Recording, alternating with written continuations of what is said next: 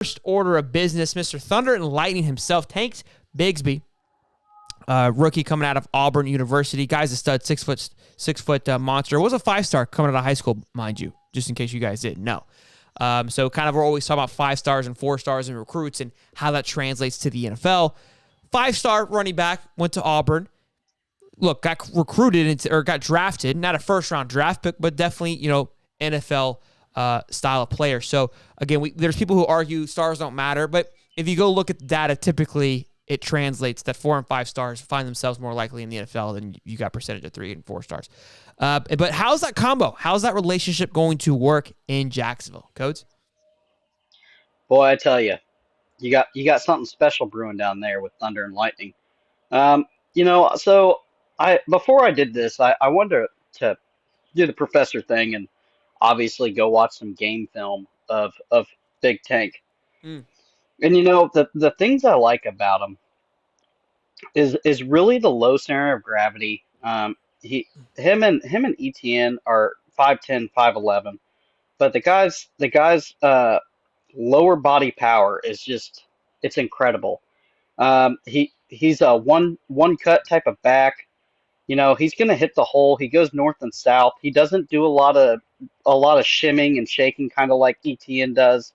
He's gonna go, and then when he does get tackled, he always falls forward, and that's big with the NFL scouts. And the reason that's big is because if they stop him at 3 yards, right, a 3 yard gain, and he leans over and reaches the ball over and falls forward, you're getting an extra 2 yards.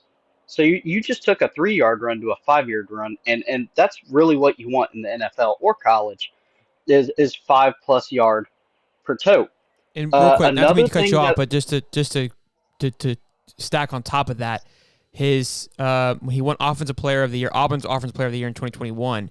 He had 1,000 yards with 10 scores, and he averaged 4.9 yards a carry. So kind of, and 13 starts. And look, at Auburn, we know Auburn's been, their offense has been abysmal over the last few years, but they're playing against top-tier defenses in the SEC. So going back, kind of just confirming what you went there. And last year, his senior year in 2022, he averaged 5.4 yards a carry.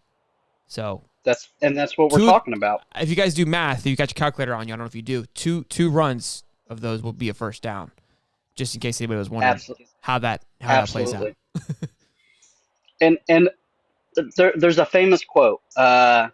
He's got good vision. He's got ballerina feet, and you got to have that ballerina feet to really make the cut when it gets muddy.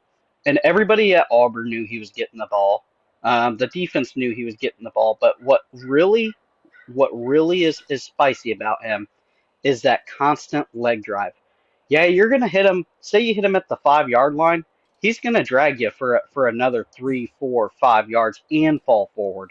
That's what they like about him. That's the Thunder effect, and that's gonna wear on defenses. Just getting hammered with that, and then you toss the ball to ETN. Mm-hmm. ETN obviously 4.4 speed. Some people say a little bit faster than that on the field. I believe it. After watching some more of his tape, I went back all the way to his college days and watched some tape too. And, he's got 4.4 speed. He's agile. He's elusive. He catches the ball well out of the backfield. I'm not telling you anything you don't know.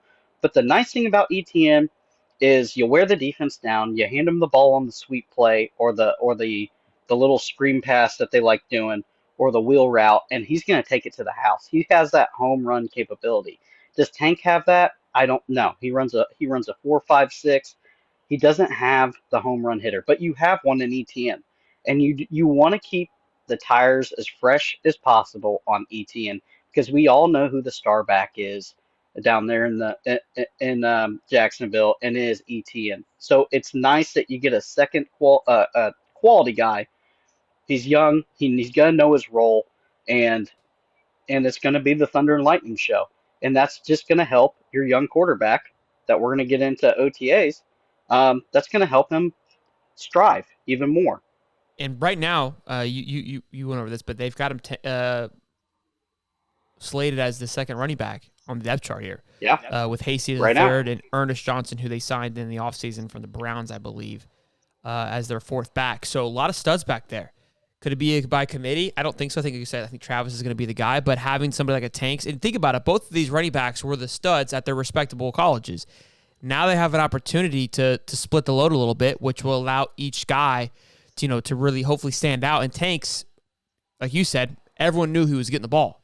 Well, now you don't know, right? He's going to allow for him to, maybe we'll even see more out of him than we're seeing now, because the offense will be so dynamic. I mean, it's going to be incredible with Trevor and what, the weapons that he has on offense. We're going to talk about that a little bit later on with Hopkins possibly as well, but absolutely huge with this dynamic that's coming to Jacksonville.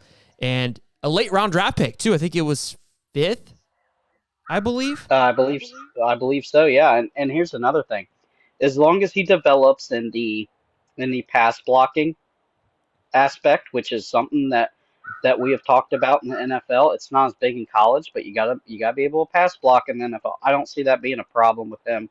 He's got the anchoring legs. It's not going to be an issue with pass blocking. I don't see that. But we see it at Florida.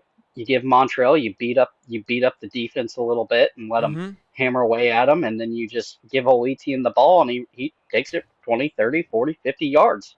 Fresh. And it's a beautiful combo. Getting to the Gators a little bit, but that running back room is even thick as well with just a ton of talent. So when you've got a bunch of guys back there that are playmakers that you can dump the ball off to, it just really opens up the rest of your playbook. So, but yes, being able to be a pass blocker is going to be huge, especially with concerns on the offensive line for the Jaguars. And obviously your number one priority is to protect Trevor Lawrence. So if you're not able to get those stops, that could definitely and will definitely impact his time on the field. So something to keep an eye on through practice into those early preseason games. Obviously, I'm sure it'll be a point of emphasis for him and the team moving forward. So we'll talk about it. Logan Walker, what's up, big dog?